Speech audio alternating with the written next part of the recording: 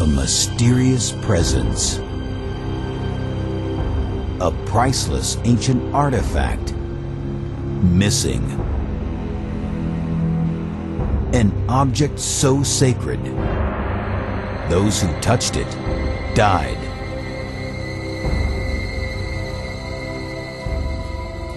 Today, some are looking for it. They believe that if it is found, the world will quickly end.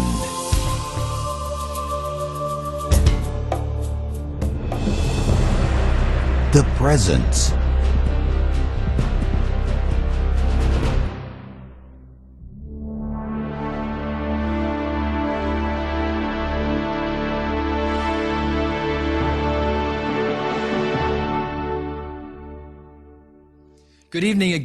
Buenas noches y bienvenidos otra vez a La Presencia con el pastor John Boonstra. Esta noche es la cuarta presentación en la serie y el título de esta noche es La Hora Señalada.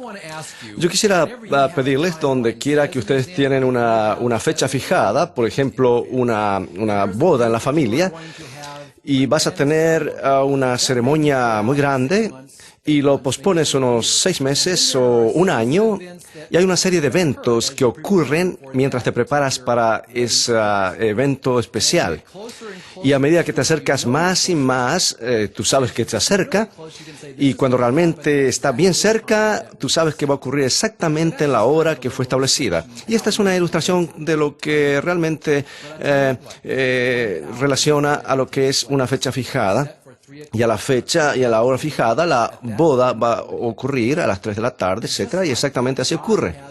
De la misma manera, Dios tiene una hora señalada a través del campo de la historia. Y el pastor Boonstra esta noche nos va a llevar a través de ese gran panorama histórico, la hora señalada. Damas y caballeros, por favor, den la bienvenida al pastor John Boonstra.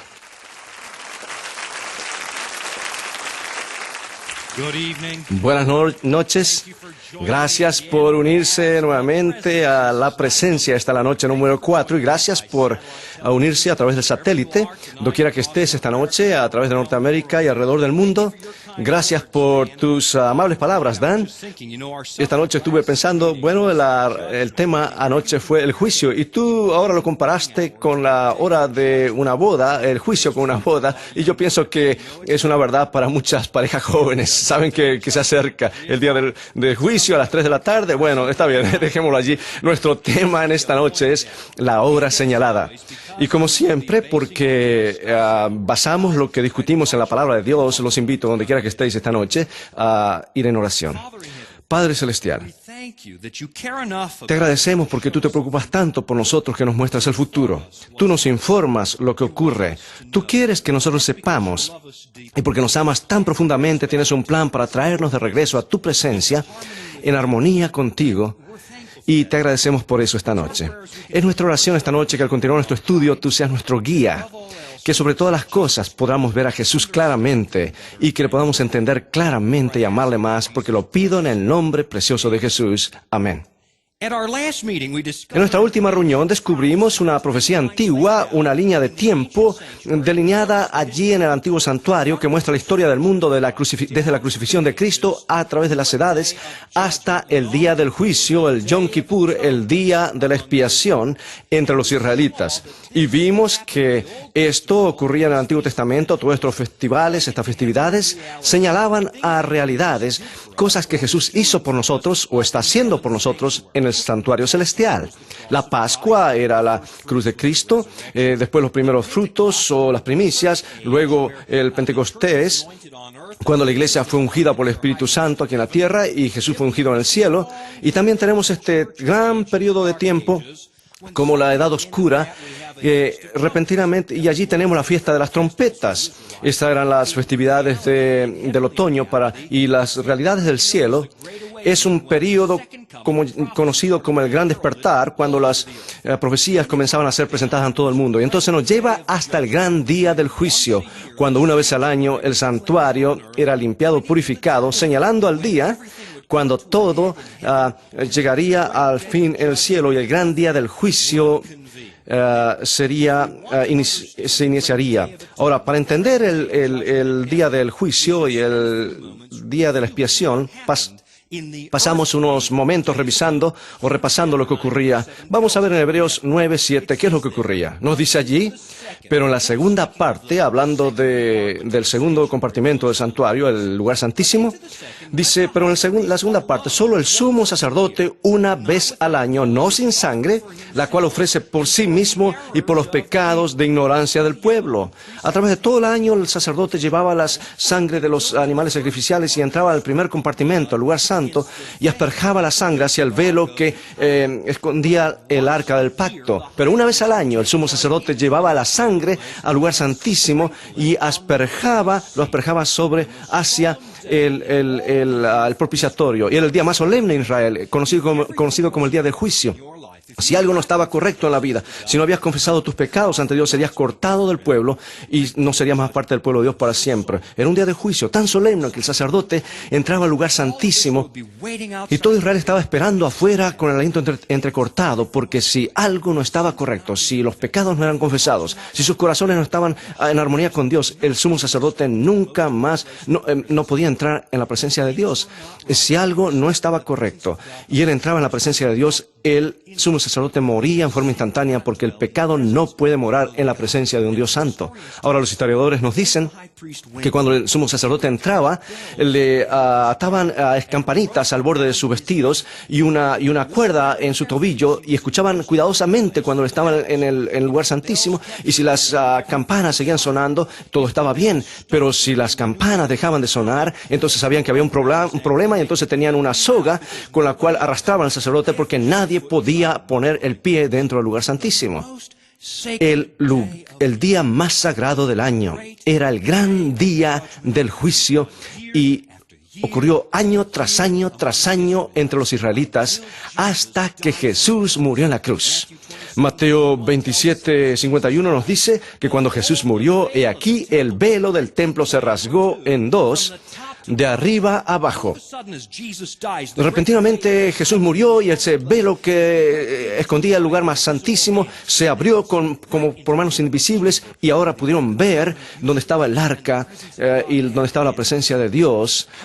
Debió haber sido algo realmente que horrorizó a las personas, pero la realidad fue que el santuario terrenal ya no era más necesario. Es por eso que Dios rompió el velo en dos. El sistema sacrificial llegó a su fin. Todas las fiestas, todos los sacrificios, todo llegó a su fin porque Jesús, el verdadero Cordero de Dios, había venido y había cumplido con todo. Todas esas cosas que eran un símbolo del Mesías que vendría, ya no eran más necesarios, porque ahora tenían la realidad. Es como ese pequeño carrito en el aeropuerto que dice asiento ocupado, ese cartelito, y cuando dejas el asiento, dejas ese cartelito y nadie te lleva ese asiento, ese carrito. Ahora, si la tarjeta está allí en el asiento, es señal de que una persona está allí y nadie va a tomarlo. Pero una vez que tú llegaste, no necesitas más el cartel, porque la realidad... ¿Tiene sentido eso? Cuando Jesús vino, no necesitamos más los símbolos. Todo el sistema del santuario era como un cartelito de asiento ocupado, señalaba a alguien que vendría. Anoche dimos un vistazo a las profecías que señalan a la limpieza o la purificación del santuario. Y sabemos que la purificación del santuario es el gran día de la expiación, el gran día de juicio.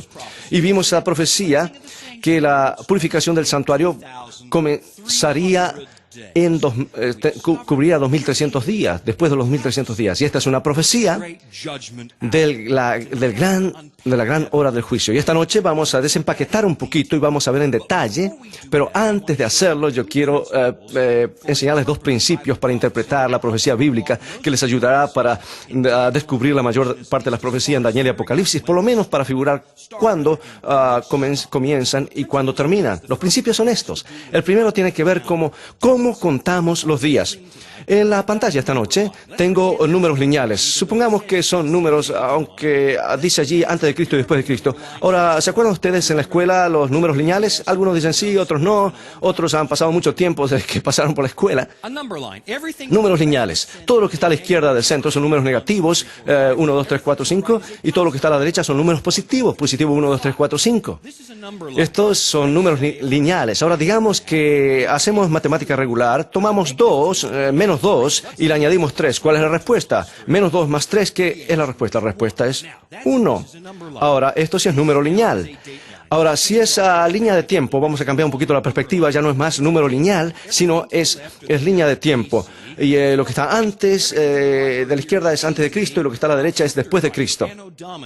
Año Domini, el año de nuestro Señor, en otras palabras. Y si comenzamos el año 2 antes de Cristo y agregamos 3 años, ¿a qué año llegamos? Ustedes están callados en este momento. Si comienzas en el 2 antes de Cristo y le agregas 3 años, ¿cuál es la respuesta? Es 2. Y usted dice, ¿cómo puede ser, pastor? Menos 2 más 3 es 2. ¿Cómo es esto? Oh, ¿por qué? Porque no hay tal cosa como año 0. Nunca lo hubo. Por lo tanto, toda esta burbuja que está allí 2 antes de Cristo y si le agregas 3 años, llegas 1 año, 2 años, 3 años. Y menos 2 más 3 es 2. Ahora, menos 2 más 3 es igual a 2, ¿correcto? A veces, solamente cuando vas de antes de Cristo a después de Cristo. Y algo muy sencillo para recordar, cada vez que cruzas la línea de antes de Cristo a después de Cristo, la manera más sencilla es añade 1 al total. ¿Qué tienes que hacer al total? Añadirle 1. Eso es el principio número 1. Principio número 2, muy sencillo. En la profecía bíblica, un día representa un año. Esto es reconocido por la mayor parte de los eruditos bíblicos. Un día representa un año. ¿Cómo lo sabemos? Bueno, es sencillo. La Biblia lo dice claramente, claro como el cristal. Por ejemplo, la profecía que se le dio al profeta Ezequiel, en Ezequiel capítulo 4, versículo 6, Dios dice, día por año te lo he dado. En el libro de Números, capítulo 14, versículo 34, nuevamente, Dios dice, aún 40 días, un año por cada día. En la profecía bíblica, un día representa un año. Y todo el resto de la Biblia, en el libro de Génesis nos dice, capítulo 1, la tarde y la mañana fue el primer día, y la tarde y la mañana fue el segundo día. Esto eran días literales. El nombre del día es Yom, en el idioma hebreo. Días literales. Cada caso en la Biblia es un día, excepto en la profecía bíblica, cuando un día representa ¿qué? Representa un año. Un día es un año. Aquí está el principio. Cada vez que cruzas la línea de antes de Cristo a después de Cristo, tienes que añadir ¿cuánto? 1. Y un día representa un año. Muy sencillo. Ahora, tomemos estos dos principios y apliquémoslo a la profecía de los 2300 días hasta que el santuario es purificado. Y aquí está la profecía, Daniel 8:14. Y él dijo, y este es Gabriel hablando a Daniel, hasta 2300 tardes y mañanas, luego el santuario será purificado. Ahora, esto es muy sencillo de figurar, porque si tenemos 2300 días, y esto representa 2300, ¿qué? 2300 años. Podemos figurar esto fácilmente, y son 2300 años. Pero hay un pequeño problema. No tenemos ningún punto de referencia. No sabemos cuándo los 2300 años comienzan, o si no sabemos cuándo comienza, tampoco podemos figurar cuándo finalizan. Por lo tanto, no podemos tirar la moneda al aire para saber qué es lo que ocurre con la profecía. Y cuanto más estudias Daniel capítulo 8, donde se encuentra esta profecía, más te das cuenta que el ángel Gabriel no le dio más detalles. No le explica directamente, no dice nada, no le da una pista. Dice 2300 días hasta que el santuario es purificado. Daniel 8 no dice nada más acerca de esto. Pero eso no quiere decir que estamos en la oscuridad o que no tenemos ya una pista, porque en Daniel capítulo 9 el ángel regresa a explicarle a Daniel de esta manera. En Daniel 9, versículo 21, Gabriel, a quien había visto en la visión al principio, volando con presteza, vino a mí con la hora del sacrificio de la tarde. Y me hizo entender y habló conmigo diciendo, Daniel, ahora he salido para darte sabiduría y entendimiento. Gabriel, el ángel, viene y regresa y dice, Daniel, sabe que estos 2300 días son 2300 años. Yo sé que tú no entiendes, pero yo he regresado para explicártelo. Y Gabriel le explicó para partirlo, subdividirlo en pequeñas porciones para que Daniel pueda realmente ver claramente, para que tú y yo también lo figuremos claramente. De hecho, Gabriel le da tantos detalles, paso por paso, que sabemos sin lugar a duda que estamos absolutamente en el camino correcto. Y lo subdivide en pequeños pedazos y si tenemos cada pieza correcta, sabemos que estamos en el camino correcto para crear el cuadro completo. Y eso es exactamente lo que vamos a ver esta noche. Vamos a ver los pequeños partes o pedazos y para formar el cuadro general. ¿Estás listo esta noche? Muy bien. Hay dos de ustedes que no están listos, pero vamos a seguir adelante de todas maneras. Así que ajustense los cinturones y vamos a avanzar. Esto parece que será un poquito complicado, pero no va a haber un examen al final. Si todo por lo que podemos recordar es el cuadro general al final, y tendrás la oportunidad de estudiar un poquito más donde quiera que estés. Continúa estudiando las lecciones allí en tu hogar, en tu auditorio, más profecías que puedes estudiar y puedes dedicar más tiempo para estudiar. Pero yo quiero darte el cuadro general. Daniel 9:24.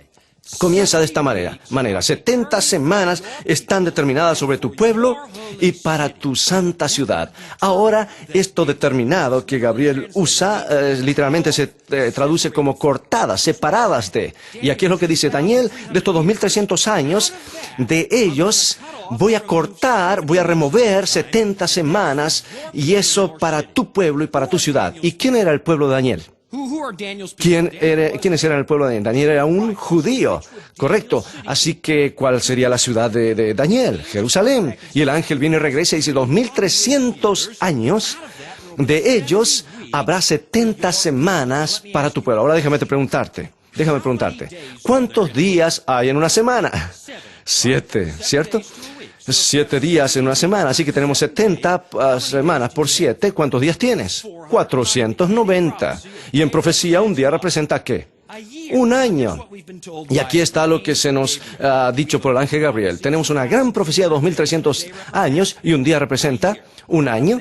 Y de esos 70 semanas o 490 días son para tu pueblo, Daniel, los judíos. Así que de los 2300 años hay 490 años para el pueblo judío. ¿Es esto claro esta noche, sí o no? Muy bien, el único problema que todavía tenemos es que no tenemos idea cuándo comienza. Y si no tenemos idea cuándo comienza, entonces no tenemos idea cuándo termina. Y no podemos ponerlo todo junto y no podemos saber mucho acerca de esto. Las buenas noticias son que a Daniel se le da más detalles. Y se les da pequeños marcas en el camino para que sepamos exactamente dónde estamos. Y me recuerda a un amigo que yo tenía en el colegio y que nunca leía un libro de mapas, sino que nunca se refería a kilómetros o millas o cuadras cuando te daba direcciones para ir a su casa. Simplemente decía: John, si quieres ir a mi casa es muy sencillo.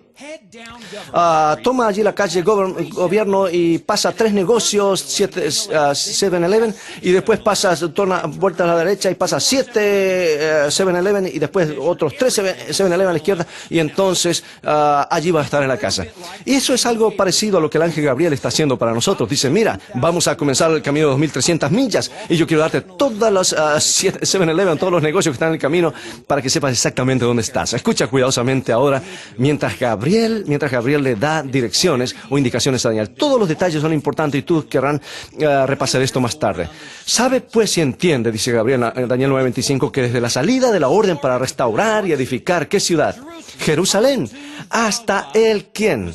Hasta el Mesías príncipe. Habrá 7 semanas y 62 semanas. ¿Qué es 7 más 62?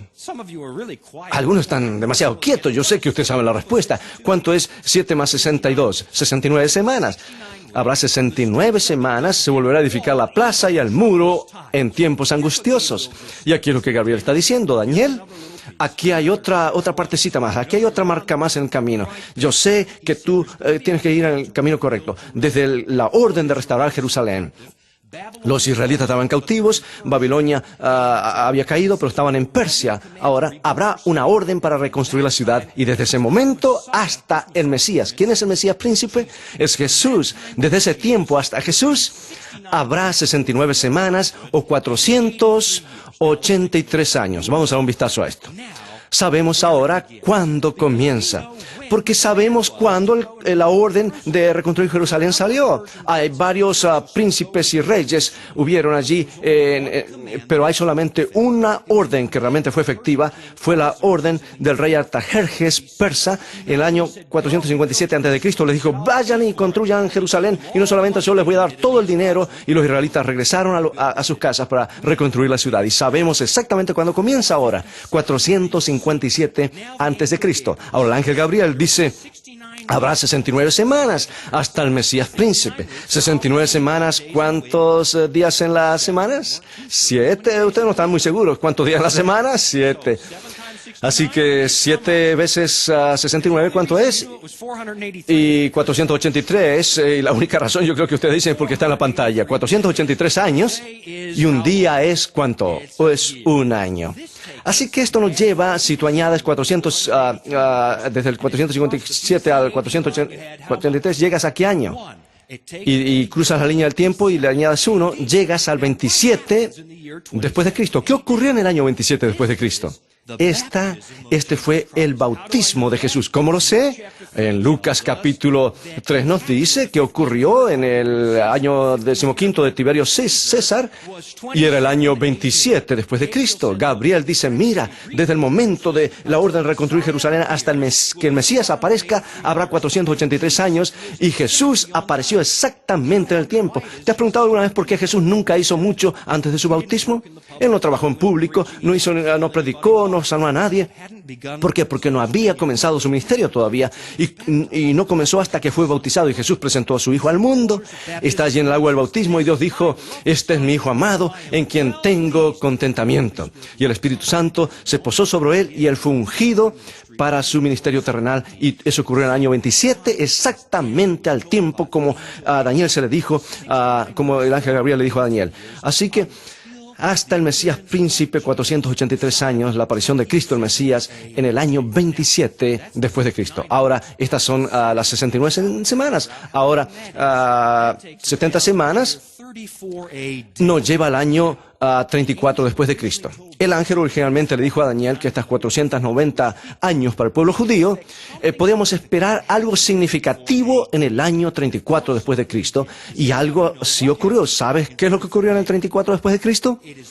Exactamente, el apedreamiento de Esteban, el diácono, el mártir. Absolutamente. ¿Y por qué esto es una fecha importante? Es porque Esteban fue apedreado, y él terminó de predicar el último mensaje de misericordia al pueblo de Israel.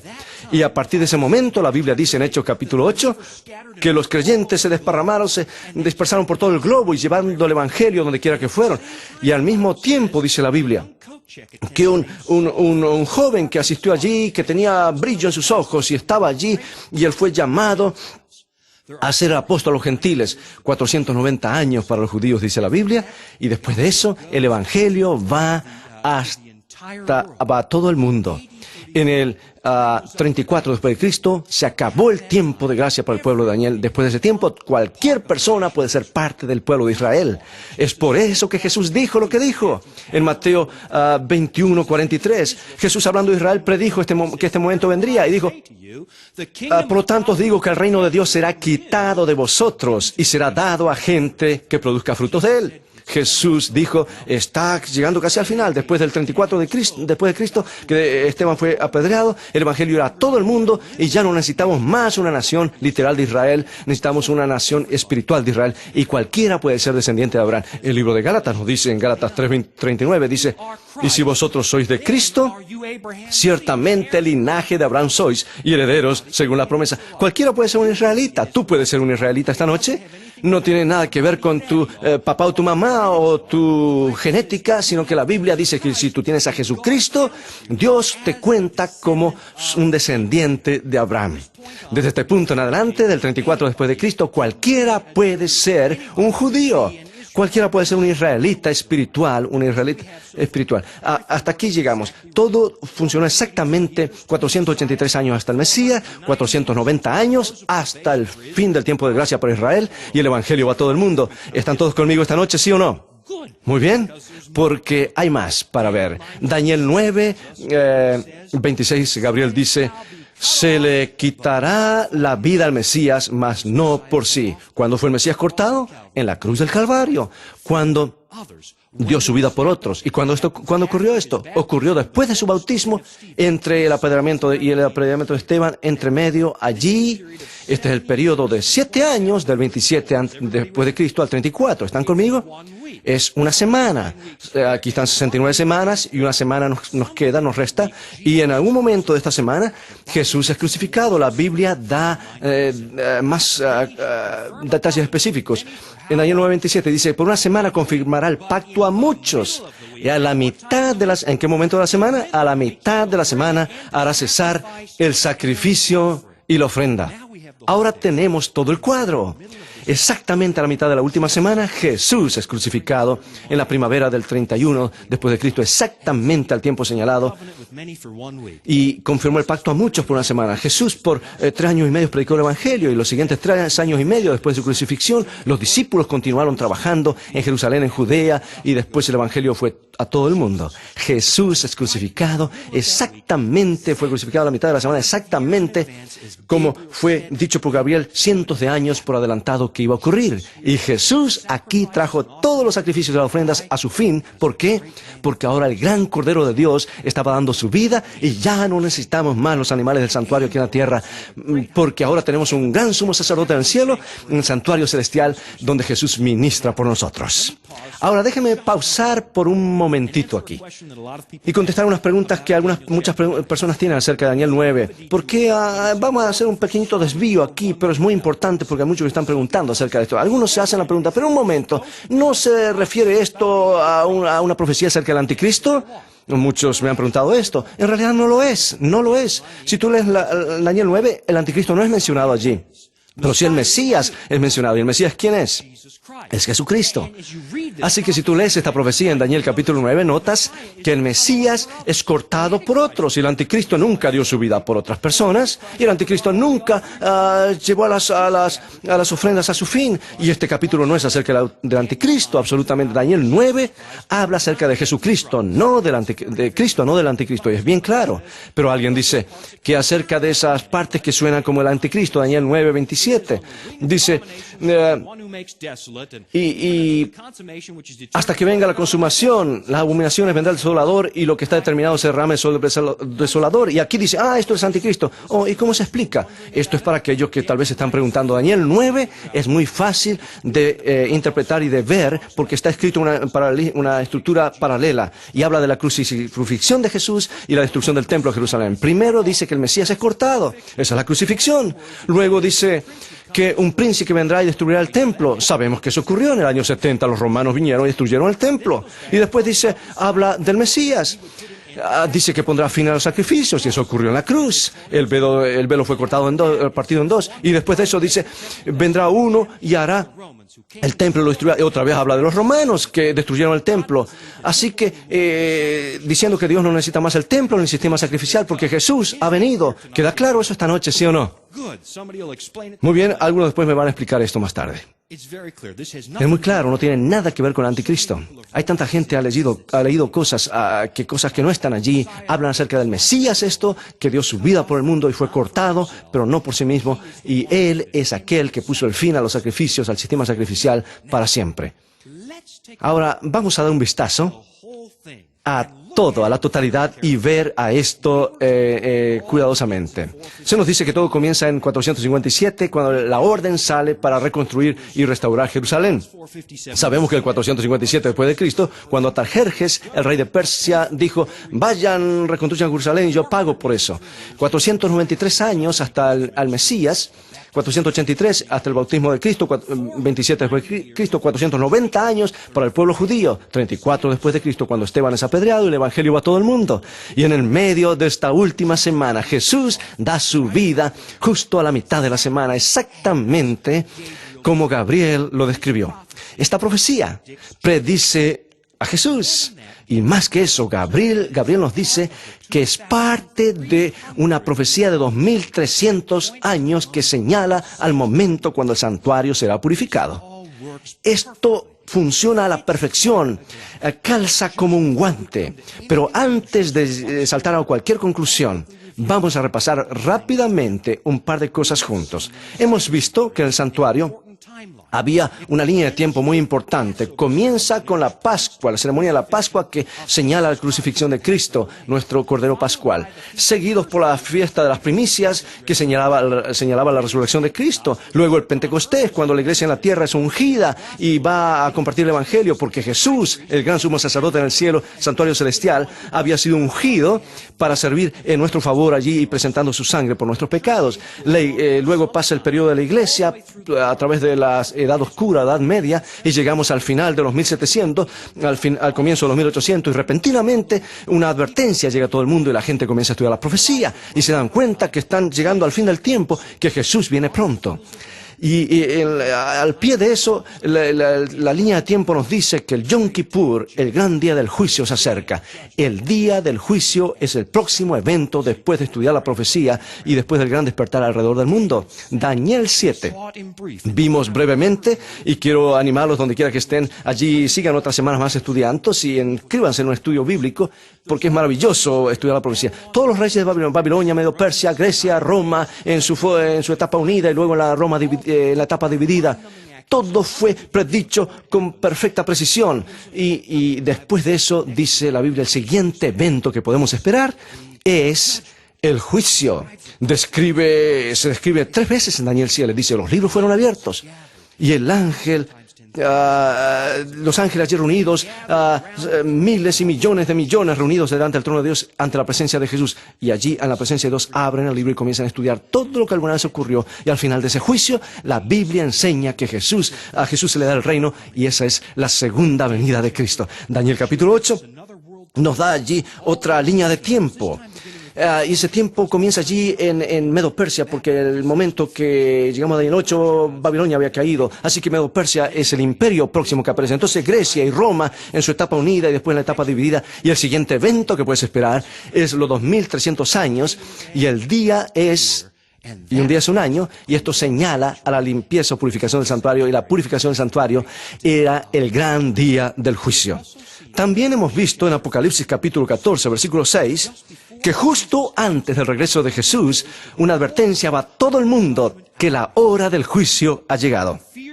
Temed a Dios, dice la advertencia, y darle gloria, porque la hora de su juicio, ¿a qué? Ha llegado. No que viene, no que vendrá, no que tal vez viene, sino que ha llegado, que está aquí, y adorad a aquel que hizo los cielos y la tierra, el mar y las fuentes de las aguas.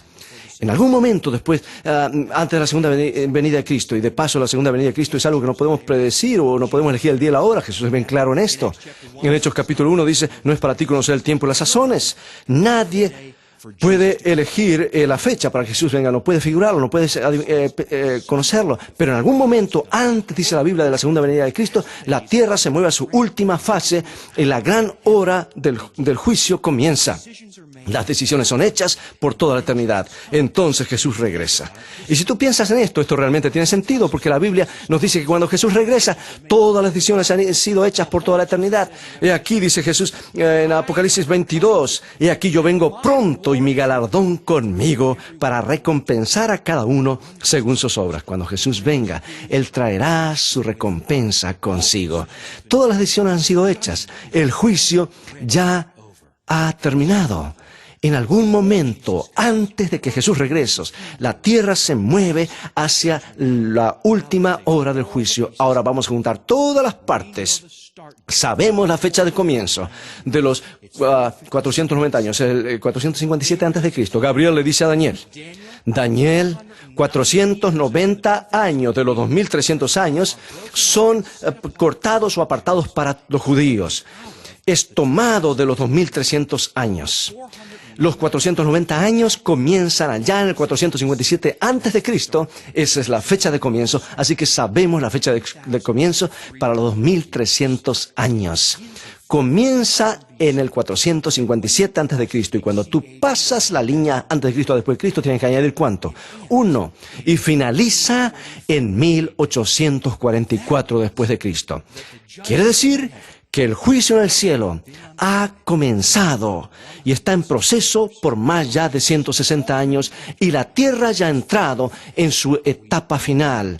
No sabemos el día o la hora que Jesús vendrá, no podemos elegir un día, no podemos elegir una hora, un día o una hora, pero en algún momento antes que Jesús venga, todo el mundo sabrá que el juicio está en proceso y que tú y yo somos la última generación esta noche.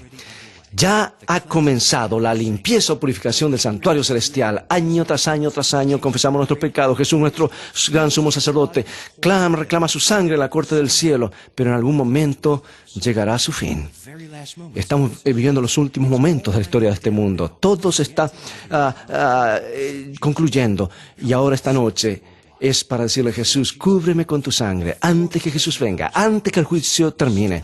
Tenemos una oportunidad todavía de decirle, Jesús, sí, yo sé que tú me puedes traer de regreso a la misma presencia de Dios. Yo sé que tu sangre me cubre mis pecados, y yo sé que no es demasiado tarde todavía. Tú todavía puedes hacer la decisión esta noche. Así que mi pregunta para ti esta noche es muy sencilla. ¿Qué es lo que te detiene de hacer una decisión por Cristo? Después de todo lo que ha hecho, después de todos los pasos que le ha dado para asegurar la salvación, trabajando por miles de años en el santuario celestial, tanto tiempo en el santuario celestial, ¿qué te detiene para elegir a Jesús como tu Salvador? La hora del juicio ya está en proceso. La limpieza del santuario ya ha comenzado exactamente como Jesús dijo que ocurriría. Ahora, en la línea profética en el cielo, ya hemos visto que el comienzo de la Pascua va y se mueve a la muerte de Cristo y luego a la resurrección de Cristo, a la fiesta de las primicias y luego el Pentecostés, donde la iglesia es ungida para llevar el Evangelio y Jesús es ungido en el cielo, y tenemos una gran advertencia que viene a todo el mundo. La profecía bíblica dice que la gente empezó a predicar la segunda venida de Cristo, el gran día del juicio comenzó y descubrimos que eso ya está en proceso. Y en la gran línea profética del cielo hay solamente una fiesta más que falta, solamente un evento más, y casi está por ocurrir o por terminar. ¿Y qué es aquello que todavía no falta? Tú lo sabrás mañana de noche.